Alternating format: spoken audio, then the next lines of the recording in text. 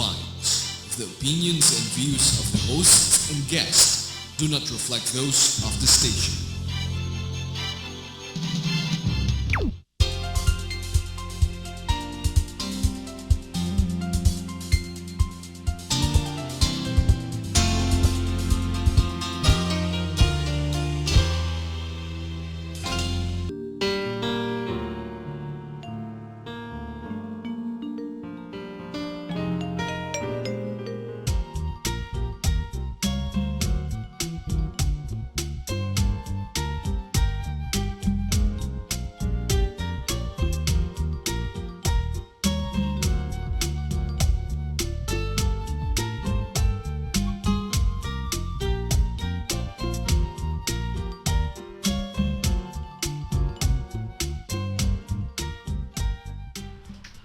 Hi, good evening. Welcome to the June Alma Show. This is June Alma, and tonight we have another very exciting episode. And we have a special feature because we have a segment featuring the very exciting live tiger. Wow.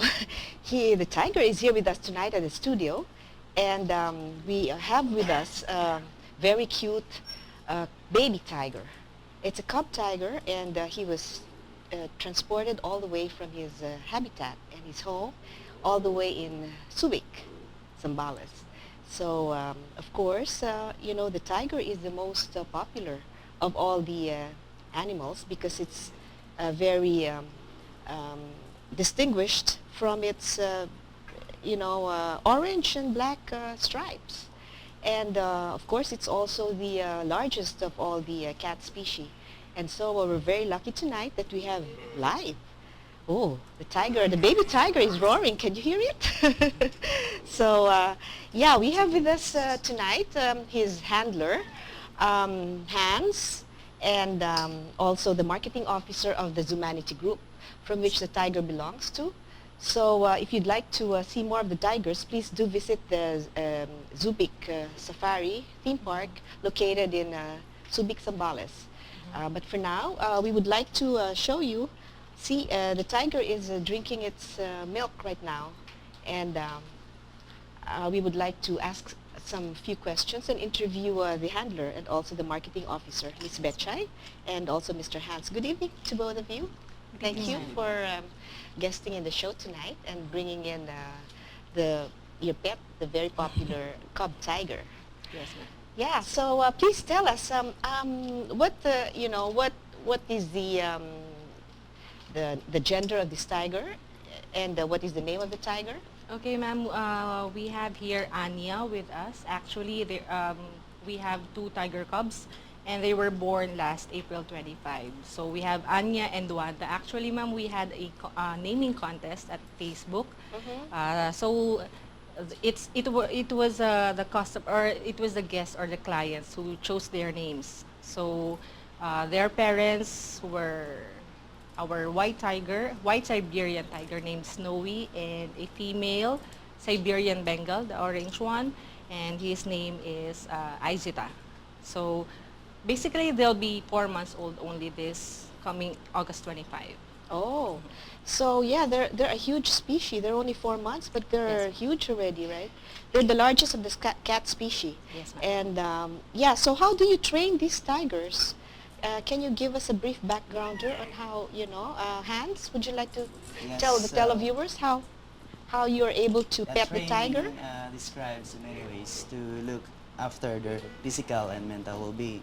So Subic Safari using operant conditioning. So whenever our animal do a certain behavior that they want them to do, Yeah. we give them anything they like as a reward. Oh, I see. But they usually eat raw chicken, right? Meat, Is that ground. any kind of meat? Yes. I see. So what is the average food intake for a baby tiger like this? So You I also think, give them milk? What kind of yeah. milk is that? a fresh milk. Fresh milk. Oh my goodness. So very expensive to raise the tiger, huh? And then they can also eat the meat already. Yes, The ground beef. ground beef. Yes. Because they don't have teeth yet, no? When will the teeth come out? No, actually they have already Uh-huh. a teeth. So they don't eat just like um, Hello. Raw. They. We Yes. give them boiled half-boiled meat, right? Yeah. For while they are young. Uh-huh. But the adults or the fully grown tigers, we feed them 7 to 10 kilos of raw meat Oh every my day goodness. for each of Really? them. But for these little ones, Yes. that's fresh milk and some ground meat or ground Oh, I beef. see. So they don't really fight among themselves in the tiger den. I mean, they could eat up each other, right? If they're hungry for food already. Well, actually, ma'am, as you know, the tigers po are territorial, and in the wild, it's either they are Uh-huh. solitary or they live in pairs. Uh-huh. So in Oh, Subic I Safari, see. if you'll be visiting the tiger safari ride, Mhm. so we have several groups. Okay, so one group, that's only with them. Okay, so we can only let out one group of tigers at the tiger safari ride, one at a time. So we cannot join the groups together. I Hey, see. hey. So Because they they're very territorial. very territorial. You mean they have gangs? Yes. You know, just like tribal gangs. Huh? Yes, ma'am. Oh my goodness. So and then now you had to bring the other tiger also because that's the pair of this tiger, right? Or are they Her sisters? sibling. Yeah, we have, that's ladies and Wanda. gentlemen, we Later have incidentally- you'll meet Wanda also. Yeah, we have two cub tigers tonight. The other one is, this is Anya, and the other one is Wanda. Wanda. So they're both female baby tigers, and you will meet the other one shortly when they bring in uh, uh, Wanda. Wanda, right? Yes, ma'am. Yeah. So what else? Tell me, what else? How do you um, what else is, how do you keep the tigers tamed? How else do you train the tigers? Because it's very wild, Yes. when you get the tigers. So, paano mo, paano mo nakukuha yung kanilang, By using positive reinforcement. I see. Hindi ka ba nakakagat? I mean, in the beginning, They the still tigers would bite. be biting, right? Playful And then bite. they will say, oh my Play. goodness, he might be looking at you and he Yeah. says that, oh, you seem like a tasty morsel. Hey. So, when he bites, nakakagat ka na rin ng tigers. No. Hindi ba? So, but when they bite, how do they have some, do we have to, if they bite human beings, do we have to have some anti-rabies or something, just like the dogs? We have to get injections Yes. if we get bitten? Ah, I see. So, but this one is tamed already, right? Or it's also dangerous if it bites human beings? Yes, still, Still- still wild animals, ma'am. Still So, wild. yeah, we can train them, but we never do the just what We can is just, there's a saying that we can only train them, not really tame Tame, them. yeah. Oh, really? Yes, because of course their nature Uh-huh. is different. I see. Oh my goodness. So, he's behaved right now. He's seated in the floor. Would you like to, there. Would you like to say hello, Wanda? Hey, Wanda. Anya. Oh, Anya, sorry. Well, Oh, actually, it's really She- natural for you to be, Yes. to be friendly with the tiger. It's not or- really very easy to identify if ever you'll see Wanda here later because the tigers look the same if you look Yeah. at them. But just like a human fingerprint, each and every tiger has unique stripes. Oh, really? Yes. Oh, And of course, interesting. our keepers, our handlers, since they've been taking care of these tigers, they can easily distinguish or identify each tiger. But if you're a first timer who will see them, they look just the same. Ah, I see. So how do they play? I mean, after, what is their usual routine? So you feed them, and then what goes next? They play or you bathe them?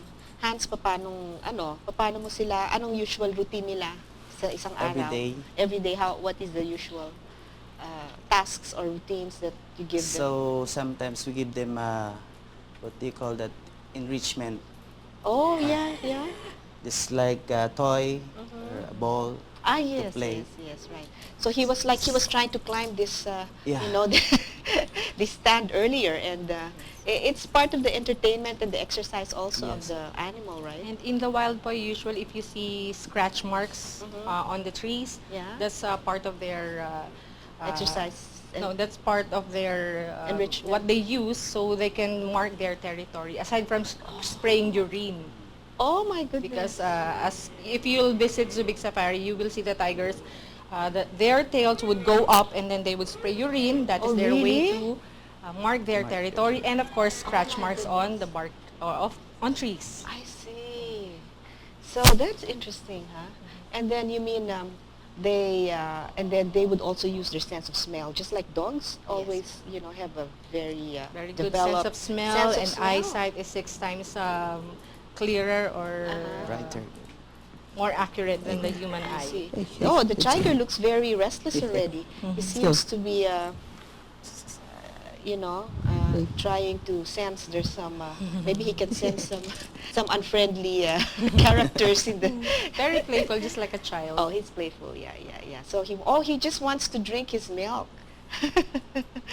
Actually, that's what we use because, of course, aside from being the only tiger safari in the Philippines, Zoobic Safari is the place where you can actually touch a tiger, hug a tiger, and bottle feed them. So for photo sessions, ma'am, we use the milk as a distraction for the photos. Ah, I see. Okay. So that's very safe because Yeah. we have our handlers hands here, and of course the other handlers to ensure the safety of the guests who would like to try this. Yeah. Oh, it's very interesting. So please do stay tuned because we have a lot more interesting questions to learn about the tiger. And shortly we will be having the other cub tiger, Anya and Wanda, join us tonight. So please do stay. We'll be back shortly after a few reminders.